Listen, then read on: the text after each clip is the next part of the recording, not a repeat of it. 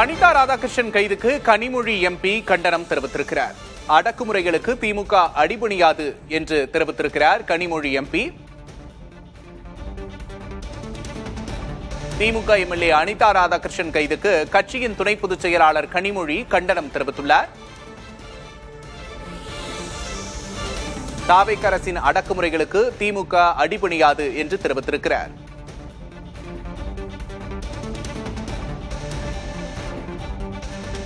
திமுக சட்டமன்ற உறுப்பினரும் முன்னாள் அமைச்சருமான அனிதா ராதாகிருஷ்ணன் காவல்துறையால் கைது செய்யப்பட்டிருக்கிறார். முதல்வர் குறித்து அவதூறாக பேசிய வழக்கில் அவர் கைது செய்யப்பட்டிருக்கிறார். இதற்கு திமுக தலைவர் மு.க.ஸ்டாலின் கண்டனம் தெரிவித்திருந்தார். தற்போது திமுக துணை பொதுச் செயலாளர் கனிமொழி கண்டனம் தெரிவித்துள்ளார். ஆய்வு பணியில் இருந்தபோது அராஜகமான முறையில் அனிதா ராதாகிருஷ்ணனை கைது செய்வதா என்று அவர் தனது கண்டனத்தை பதிவு செய்துள்ளார். தாவேக அரசின் அடக்குமுறைகளுக்கு திமுக ஒருபோதும் அடிபணியாது என்று கனிமொழி எம்பி தெரிவித்துள்ளார். ஆய்வு பணியில் இருந்தபோது அராஜகமான முறையில் அனிதா ராதாகிருஷ்ணன் கைது செய்யப்பட்டிருக்கிறார் என்று கனிமொழி எம்பி கண்டனம் தெரிவித்துள்ளார்.